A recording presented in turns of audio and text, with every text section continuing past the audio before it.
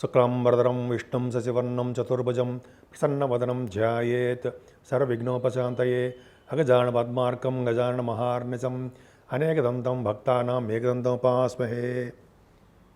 ఓం గం గణపతయే నమః. ఓం శ్రీమాత్రే నమః. ఓం శ్రీ గురుభ్యో నమః. మా ఆది ఆస్ట్రాలజీని చూస్తున్నటువంటి మీ అందరికీ, అలాగే విదేశాల్లో కూడా ఉంటూ నా వీడియోస్ని చూస్తూ నాకు ఫోన్లు చేస్తున్నటువంటి మీ అందరికీ పేరు పేరున నా హృదయపూర్వక నమస్కారాలు. ఇప్పుడు మనం జనవరి 19వ తారీఖు నుంచి 25వ తారీఖు వరకు కూడా ఈ వారం రోజులు 12 రాశుల వాళ్ళకి గ్రహాలు ఇచ్చే ఫలితాలు ఎలా ఉండబోతున్నాయో తెలుసుకుందాం. మిథున రాశి అండి. మిథున రాశి వారికి ఏమి భయపడాల్సిన అవసరం లేదు. ద్వితీయ స్థానంలో కుజుడు ఉన్నాడు. అంటే కుజుడు ద్వితీయ స్థానంలో ఉండడం అంటే అంత మంచివాడేం కాదు.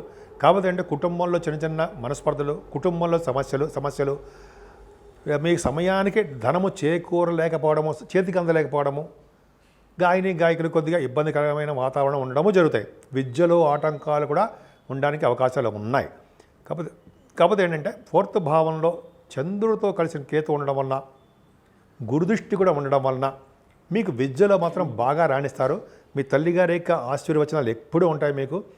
అంతేకాకుండా తల్లి ప్రేమ ఎక్కువ ఉంటుంది మీకు. మదర్ యొక్క బ్లెస్సింగ్స్ అంటాం, అవి ఎక్కువ ఉంటాయి. చదువులో ఎటువంటి ఆటంకాలు లేకుండా ముందంజలో ఉంటారు. యాక్చువల్గా 4th భావంలో చంద్రుడు ఉన్నాడంటే చదువులో ఆటంకాలు ఉంటాయి, స్పోర్ట్స్ చిన్న చిన్న ఇబ్బందులు ఉంటాయి. కానీ గురుదృష్టి ఉండడం వల్ల, కేతు చంద్రుడిచ్చే ఫలితాలు కూడా కేతువే ఇవ్వడం వల్ల అద్భుతమైన ఫలితాలు ఉంటాయి. అలాగే భూములు, వాహనాలు, సంగీతం, బంగారం ఇవన్నీ మీకు ఉండడానికి అవకాశాలు ఎక్కువ ఉన్నాయి. ముఖ్యంగా పంచమ స్థానం బాగుంది మీకు. అంటే పుత్ర సంతాన యోగము, సంతాన యోగము ఇవన్నీ మీకు బాగా అవకాశాలు ఉన్నాయి. మీకు పంచమ స్థానం బాగుంది కాబట్టి యాక్చువల్గా మీరు స్టాక్ మార్కెట్లోనూ స్పెక్యులేషన్ అంటాం కదా, స్పెక్యులేషన్లోనూ స్టాక్ మార్కెట్లోనూ మీరు బాగా రాణిస్తారు.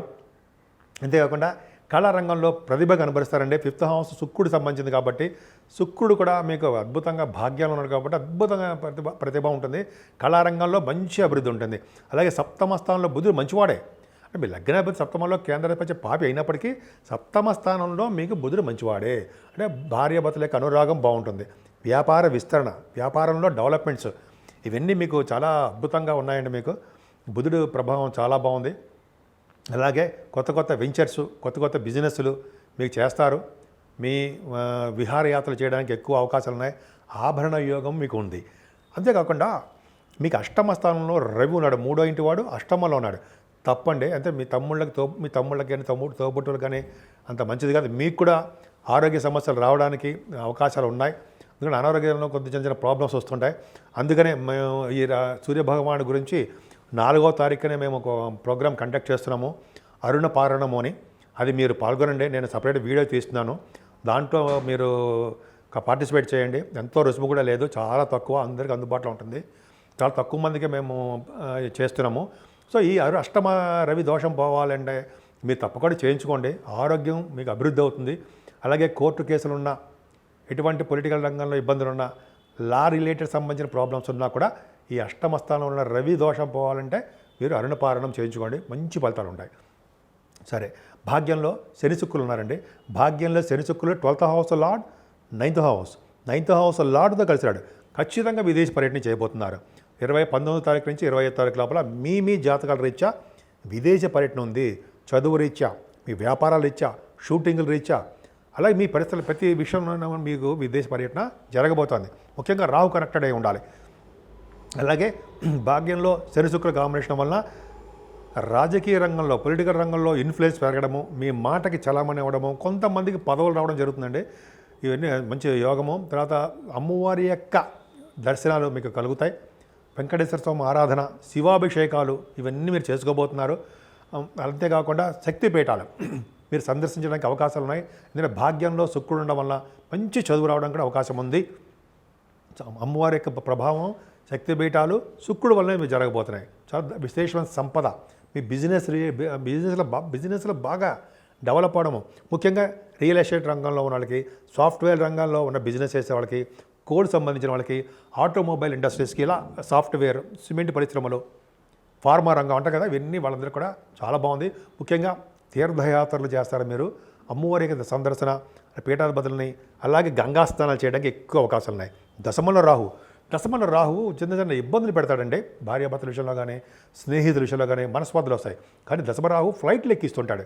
ఫ్లైట్స్ అంటే విమానాలు, విమాన సంస్థలో పనిచేసే వాళ్ళకి, అలాగే విమాన సంస్థలో పనిచేసే వాళ్ళు ఉద్యోగస్తులకి అనమాట.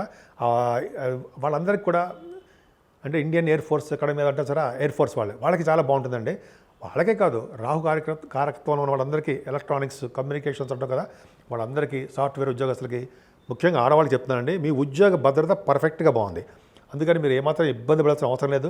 చక్కగా మీరు ఉద్యోగం పొందుతారు, ఉద్యోగం వస్తుంది. ఆ రాహు రాజకీయ రంగానికి, సినిమా రంగానికి కూడా కారకుడు అవుతాడు కాబట్టి సినిమా రంగంలో కూడా మీకు విశేషమైన ప్రతిభ, గుర్తింపు మీకు ఉంటుంది. అలాగే మీరు చేస్తున్న బిజినెస్లో కూడా కొద్దిగా చిన్న చిన్న ఇబ్బందులు ఉంటాయి. అంటే లాభాలు రావడం కొద్దిగా తగ్గుముఖం పడడానికి అవకాశాలు ఉన్నాయి మీ జాతకాల రీత్యా. గురుడు రెట్రగ్రేషన్లో ఉన్న గురుడు సప్తమ దశమాధిపతి అవ్వడం వల్ల చిన్న ఇబ్బంది కలుగుతుందండి. కానీ 6, 8, 12 స్థానంలో కూడా కొద్దో గొప్ప మంచి చేస్తాడని నేను చదివాను, శాస్త్రంలో కూడా చెప్తోంది. కాబట్టి గురుడు వలన అంటే కేంద్రాధిపత్య దోషం వచ్చినా కూడా 12వ భావంలో వక్రగతిలో ఉన్నాడు కాబట్టి అంత మంచి ఫలితాలు ఇవ్వడం కైనా మంచి శుభ ఫలితాలే చేయడానికి అవకాశాలు ఎక్కువ, అంటే చెడు ఫలితాలు తక్కువ ఉంటాయి. సో ఈ విధంగా మీరు అమ్మవారిక పూజలు అలాగే విష్ణు ఆరాధన చేసుకోవడం వలన మీరు చక్కటి ఫలితాలు పొందుతారు. ఇప్పుడు 12 రాశుల వాళ్ళకి, ప్రతి రాశి వాళ్ళకి రెమెడీస్ అని ఉంటాయండి. మనం తీసుకోవాల్సిన జాగ్రత్తలు అంటాం అనమాట. ఈ ప్రతి రాశి వాళ్ళు కూడా ముఖ్యంగా శని శుక్రుల కాంబినేషను, అలాగే రాహు ప్రభావం సరిగ్గా లేకపోవడం వలన, రవి కూడా సరిగ్గా లేకపోవడం వలన మీరు చాలా జాగ్రత్త తీసుకోవాలండి. ముఖ్యంగా మీరు అమ్మవారి యొక్క దర్శనాలు చేసుకోవడము, అలాగే శనీశ్వరునికి సంబంధించినటువంటి తైలాభిషేకాలు చేసుకోవడము, అలాగే వెంకటేశ్వర స్వామి యొక్క దర్శనాలు, శివాభిషేకాలు ఇవన్నీ చేయించుకోవడం వలన శని శుక్రుల వలన వచ్చే దోషాలు బాగా పరిహారం అవుతాయండి. ముఖ్యంగా అది చాలా చేయించుకోవడం మీ ఇంట్లోనే మీ దగ్గర ఉన్న పండితులతో చేయించుకోండి. ముఖ్యంగా సూర్య భగవానుడు మీకు చాలామందికి మంచి పొజిషన్ లేడు అన్ని రాశుల వాళ్ళకి. సో నేను చెప్పదగ్గ సూచన ఏంటంటే మన రాబోయే కాలంలో అంటే వచ్చే నెల మాఘమాసంలో రథసప్తమి రోజు మంగళవారం 4వ తారీఖుని మన ఆది ఆస్ట్రాలజీ తరపున అరుణ పారణమని చేస్తున్నామండి. అంటే సూర్యభగవానుడు నమస్కార ప్రియుడు, ఆరోగ్య ప్రదాత. ఆ సూర్యభగవానుడు అందరికీ అంటే ఆరోగ్యం ఇవ్వడంలోనూ, సకాలంలో అందరికీ పెళ్ళిళ్ళు అవ్వడంలోనూ, సత్సంతాన యోగం కలగడంలోనూ, గవర్నమెంట్ ప్రొఫెషన్లో బాగా ఉన్నతంగా రాణించడంలోనూ, అడ్మినిస్ట్రేటివ్ కెపాసిటీలోనూ, అలాగే రాజకీయ రంగంలో ఎదుగుదల ఉండడంలోనూ, ఈ లా రిలేటెడ్ కొన్ని కోర్టు కేసులకు సంబంధించిన వాటిలో పరిష్కారం ఉండేట్టుగాను అలా అనేక రకాలుగా సూర్యభగవానుడు ఈ యొక్క చేయడం వలన అరుణపారణం చేస్తున్నాము, వేద పండితులు చేస్తున్నాము. అలా చేయడం వలన మొత్తం జనములు రావడం కాకుండా సూర్యలోకంచ గచ్చతి, సూర్యలోకాలకి వెళ్ళడానికి అవకాశాలు ఉంటాయి. అంటే మంచి మంచి లోకాలకు వెళ్తామండి. ఇప్పుడు ఇక్కడ ఉన్న కాలంలో ఈ జనములో కూడా ఈ సూర్యుని వలన వచ్చే దోషాలు పోవడం కాకుండా సూర్యభగవాన్ నమస్కారపీడు కాబట్టి ఆయన యొక్క ఆశీస్సులు అందరికీ ఉండాలి కాబట్టి ఆయన గ్రహరాజు కాబట్టి పైగా ఈ మనం చేసే రథసప్తమి పూట చాలా పవర్ఫుల్గా ఉంటాడు కాబట్టి సూర్యభగవానికి అత్యంత ఇష్టమైన రోజు కాబట్టి ఆ రోజునే అరుణపారణం చేస్తున్నాం.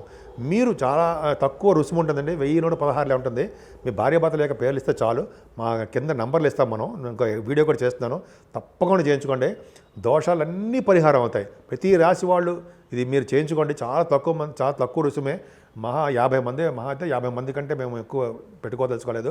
ఇవన్నీ కూడా మేము వీడియో షూట్ చేసి అందరికీ పంపిస్తాం. పర్సనల్గా అటెండ్ అవ్వడానికి కుదరకపోవచ్చు. కొంతమంది ఆల్రెడీ ఎన్రోల్ అయిపోయారు. సో మీరు కూడా తప్పకుండా చేయించుకోండి.